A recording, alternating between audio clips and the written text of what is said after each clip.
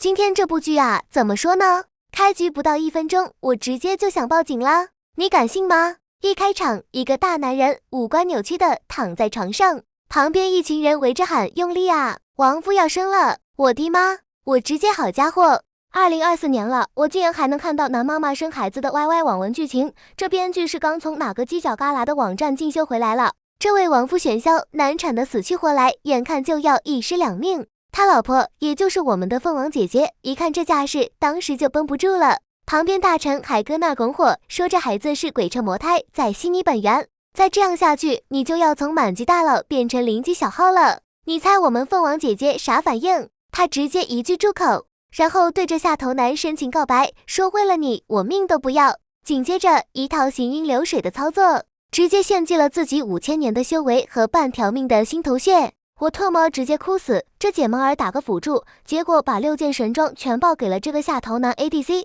这才是真正的为爱走钢索啊！看到这里，你是不是以为这是个感天动地的爱情故事 ？No No No！ 接下来这一幕直接震撼我一整年。镜头一转，王夫玄霄和凤凰的亲妹妹凤兰俩人抱在一起了。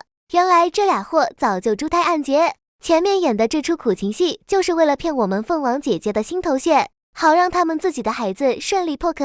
我直接一个地铁老人看手机 JPG， 这套路也太离谱了。古有狸猫换太子，今有凤凰蛋换鬼车蛋是吧？他们还计划着让自己的孩子凤瑶当公主，把凤凰真正的女儿倩儿变成一个卑贱的庶出，受尽折磨。你以为我们凤凰姐姐是恋爱脑？你错了，姐玩的是一手孙子兵法之将计就计。她通过祖传的宝贝玉诀，直接开了个上帝视角，把这对狗男女的心声听得一清二楚，但他不动声色，将计就计，决定先把孩子换了，让这俩货养着自己的娃，然后等时机成熟，再来一波惊天大反杀。16年后，这出家庭伦理大戏变得更加骇人。凤凰的亲女儿倩儿被他那恶毒姨母兼养母凤兰当成了纯纯的经验宝宝，而凤兰的亲女儿凤瑶则被凤凰当成储君悉心培养，过着众星捧月的日子。凤兰这个女人堪称 PUA 界的祖师奶，她对倩儿那是张口就骂，抬手就打。为了给自己的宝贝女儿凤瑶补身体，她竟然让雀去生吃一株带有猛烈火毒的千年灵草。我真的强烈建议将这段剧情纳入如何识别职场霸凌的教学案例。更逆天的是，凤凰心疼女儿，派了只小鸟偷偷送解药，结果倩儿这个脑回路清奇的娃，为了向她娘亲表忠心，竟然反手就把小鸟给掐死了。然后跑去告状，这波操作叫啥？这叫致命空大。本来是想秀个忠心，结果直接把全场唯一的奶妈给秒了。凤兰气得当场给了他一顿母爱的大逼兜。很快到了灵力测试大典，凤瑶天赋异禀，但就是无法引动象征王权的金印。凤兰一看急了，为了让女儿坐稳王位，她提出了一个丧心病狂的建议：抽干雀的血，炼制血灵丹，强行给凤瑶开大。